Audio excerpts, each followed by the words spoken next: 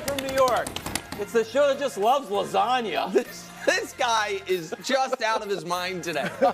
He's fresh off 4 days in Italy, can't stop talking about it, and is out of his mind. The food.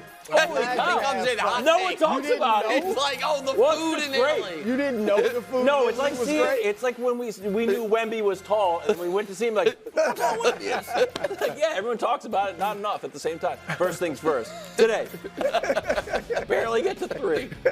We start with the shrapnel of a draft day Woj bomb.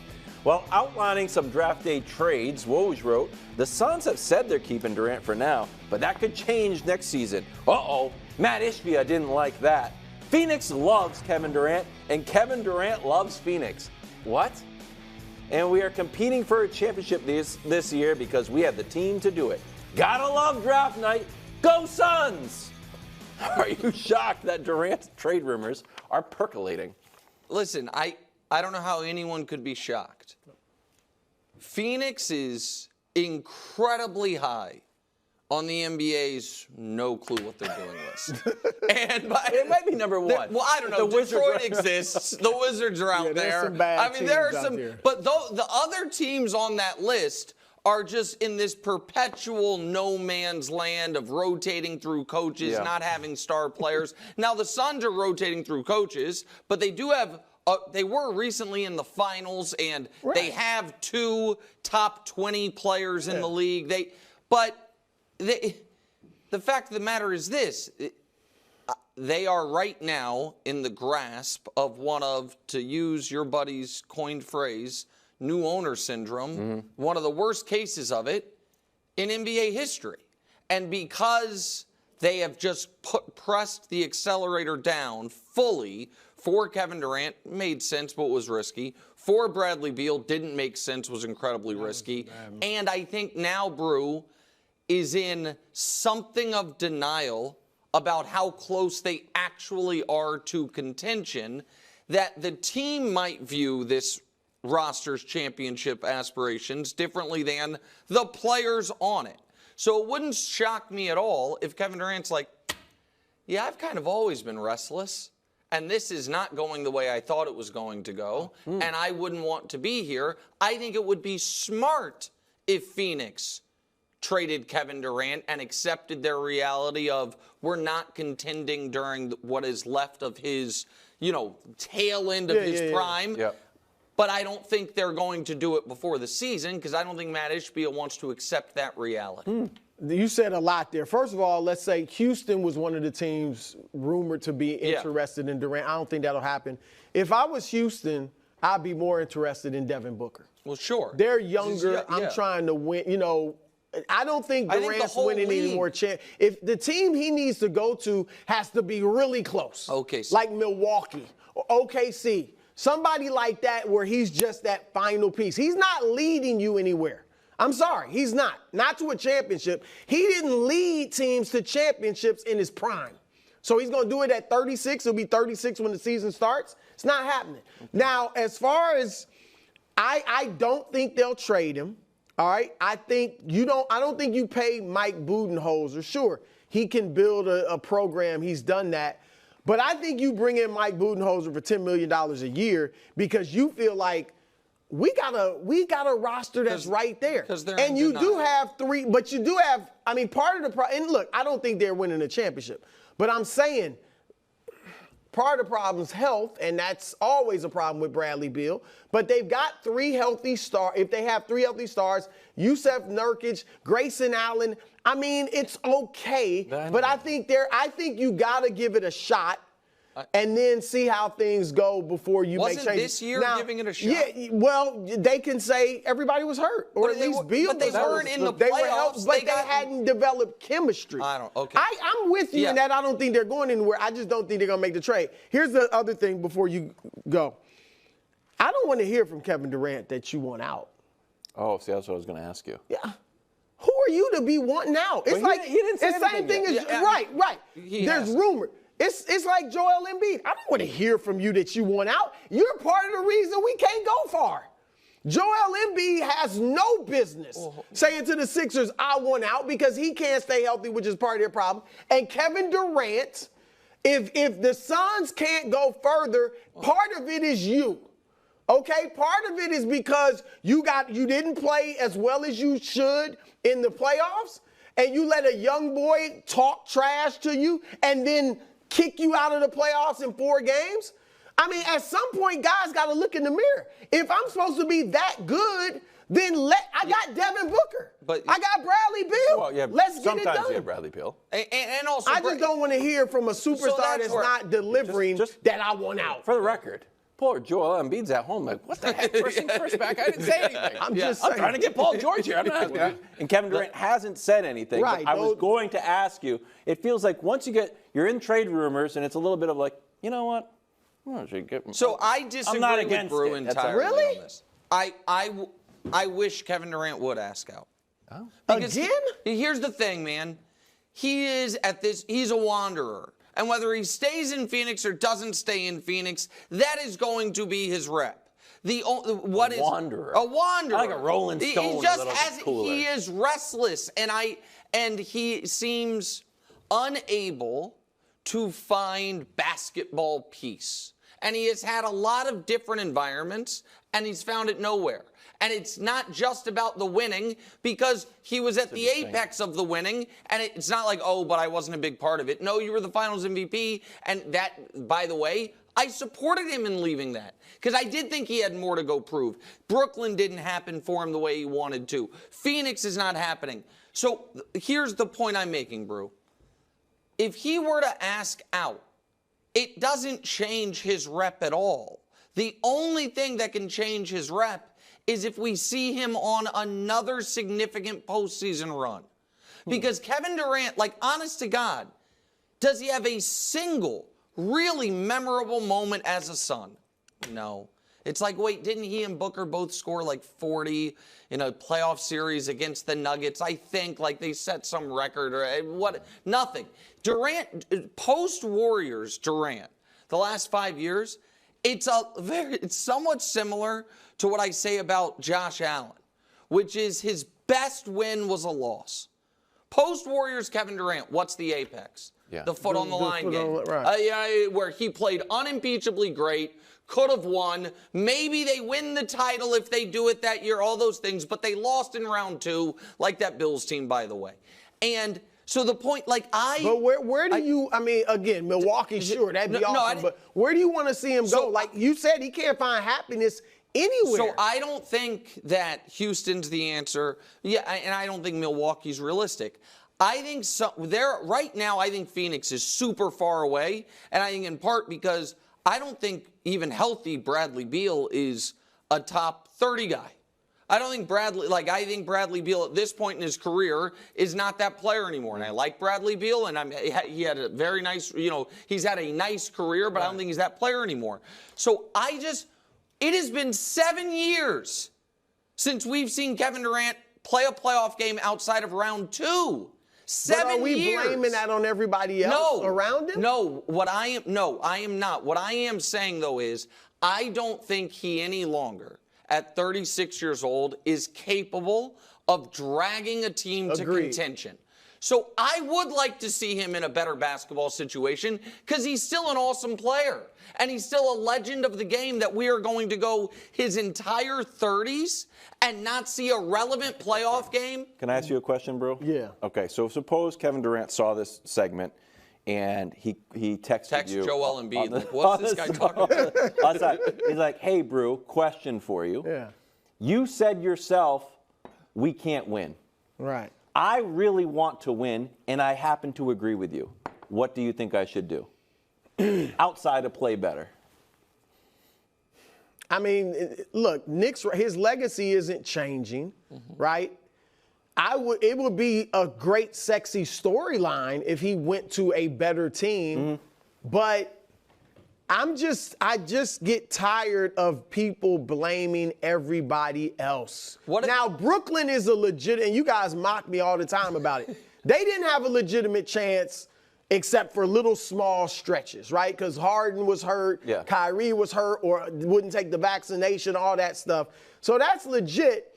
But I just want to see, look, Durant, to me, he's a great illustration of where situation matters.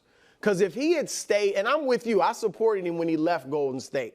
Because I was like, go prove you can win somebody else. He couldn't prove it. And some of that was injuries and other things. But if he had stayed in Golden State, he might have 4 rings, maybe 3 or 4 finals MVPs.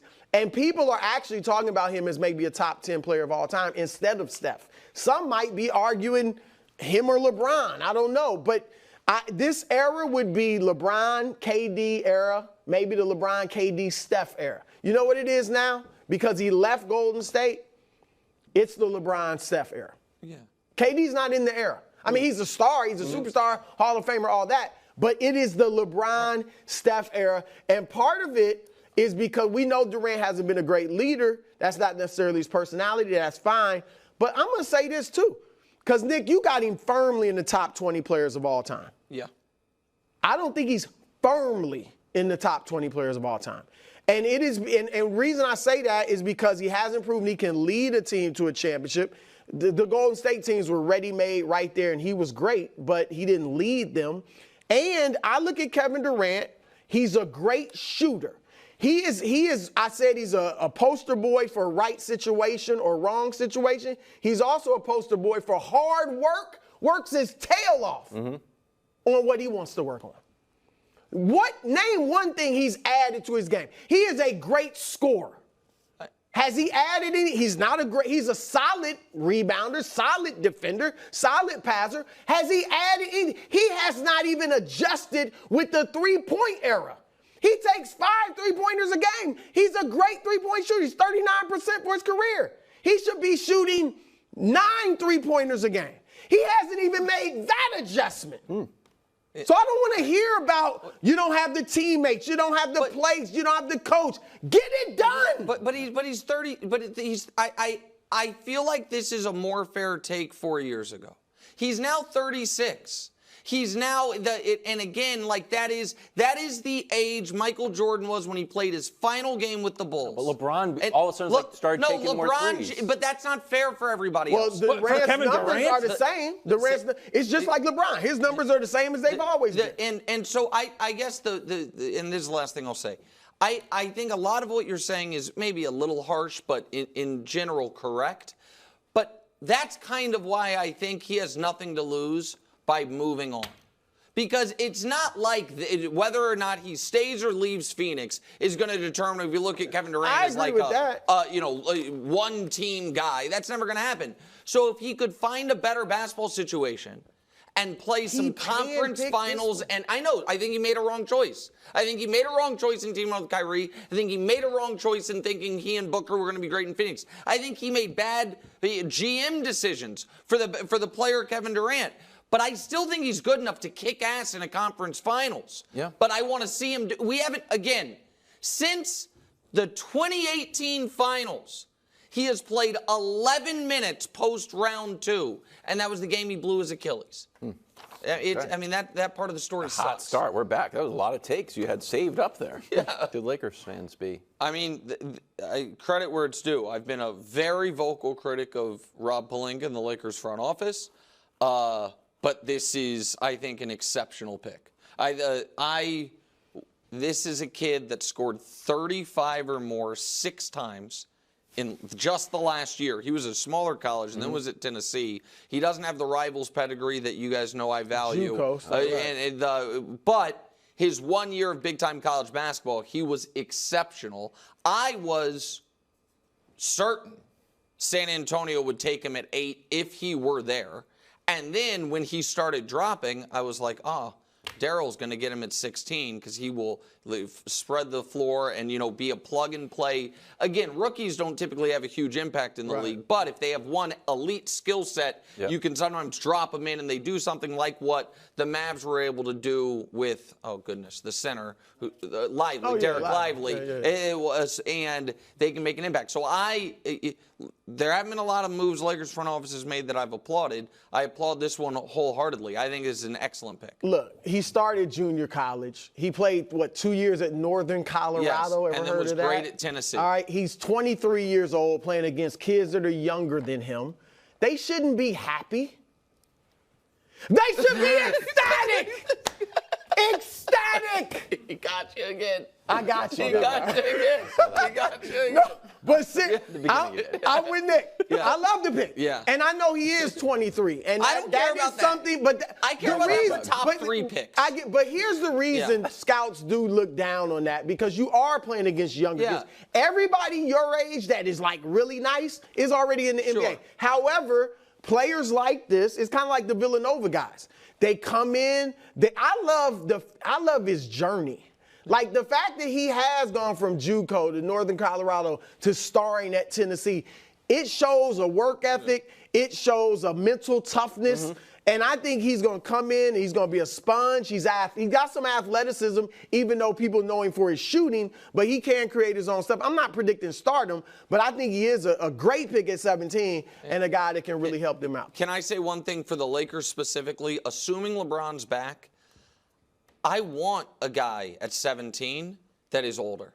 I don't want the 19-year-old with long-term upside who's not going to get on the court for a long time. If I'm drafting these for guys this, come in and help right away. I would like a guy that, you know what, maybe even as a rookie, he can give us 16 minutes a night and spread the court and hit threes. Like that, to me, it makes more sense for this Lakers team than for a team that's, rebuild or, has a long journey ahead of them. You take the more upside younger kid. Okay, we'll check in on the Lakers' second-round pick, which might be Bronny James. LeBron worked out with both of his sons this week and wrote on Instagram, "Pop's over here getting emotional just thinking about your journeys so far." That's really sweet. It is.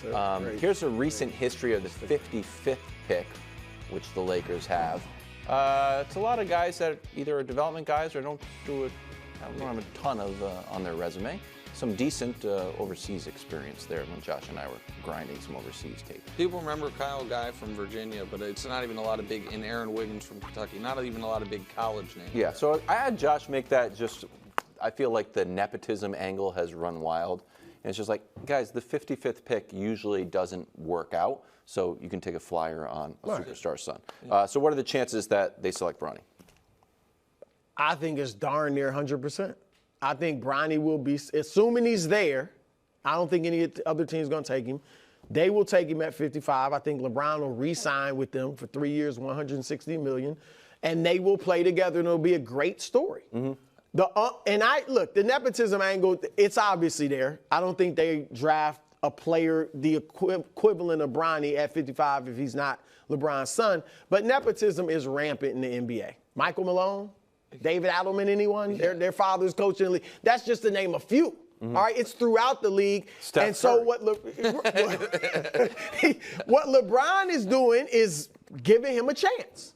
And if I do think Bronny, I think his work ethic, his character is great. I think he has enough athleticism. He's actually fairly athletic. He shoots it well enough. And I think that this will be a good move. They develop him. I think the only thing that would mess it up, Nick, and I don't think this will happen, but if LeBron pushed JJ or them to play him when he's not ready, and I don't think I don't think that'll happen. I'll give my answer in a moment, but first I just want to ask you a direct question because you said assuming he's there. There is now more bubbling, call it, takes that why wouldn't a team, because what's the history of the 54th or the 53rd or 52nd pick, not much better, use that pick on Bronny and then tell the Lakers, we want 2 second-round picks for him. Like to draft him purely because we know you want him, Los Angeles, so we're going to draft him and then make you pay 150 cents on the dollar because you want him and he's more valuable to us than the 50 whatever pick of the draft. Do you think that is a likely outcome tonight? That a team drafts him as a trade asset? It makes some sense. Here's why I say it won't happen. And look, Rich isn't the only one. He's arguably, Rich Paul, the most powerful agent in the game. But there's a handful of guys like him that are powerful. And Rich has a lot of players. And if you draft Bronny for that reason, you're clearly not trying to develop him. Right. All right. So now he's not in a good situation, and you've upset one of the most powerful agents in the game who has a lot of players. So I don't think they'll do that. Yeah, I think it'd be great if a team drafted him because they're like, we actually think he's more valuable than the guy and I think who's on the board. LeBron would be on board with that. 100%. Right. All right, so here's the thing. Here's what I will say about the nepotism angle. Shout out to Tom Haberstroh, 2 Fire articles in the last couple of weeks, debunking the 1988 Defensive Player of the Year award. For that show. And well, I'm sorry. Well, you should have been. Debunk is a little strong. Why don't you read the article? I've read the article, and I've read the counter articles, and I really like Haberstroh. Okay. But we need another bite at that apple. That's fine. Sorry, buddy. That's what happens when you miss work. But the other article that he wrote that was today, or not today, but that is relevant today, is he looked at what colleges overperform draft slot. And so the #1 college that overperforms draft slot since 1989 is Kentucky at 26%. #2 is Texas at 25%. #3 is UCLA at 24%. Sadly, Syracuse the worst. They underperform by 48%. That's a bummer, but whatever. Does that mean Bayham? So again, the best was Kentucky at 26%.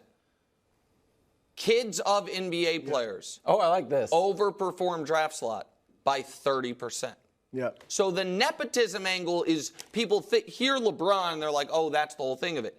There is some real data to suggest there is an undervalued resource in, his dad played in the league. Yeah. And by the way, that makes sense, not only from a genetic standpoint, but also coming up around the game, being comfortable, all those things. And there was a kid that went in the lottery who averaged 2.5 points a game in the Australian League. Or went in the 20s, I should say. So I understand Bronny's college stats are not good at all. Go check the college stats of everyone that was a first-round pick, and you'll see some that look like Bronny. So I just don't think it's an outrage that this guy's going to be a second-round pick. And I think that even if LeBron were retired, there would be a team that'd be like, you know what? You know what I think's worth a flyer? LeBron James's son. Yeah. Because, and so I think, by the way, read all of Haberstrow's articles, particularly the one on the Defensive Player of the Year. Debunk's a little strong. Thanks for watching. Subscribe here to get more from the show and to check out clips from other shows on FS1.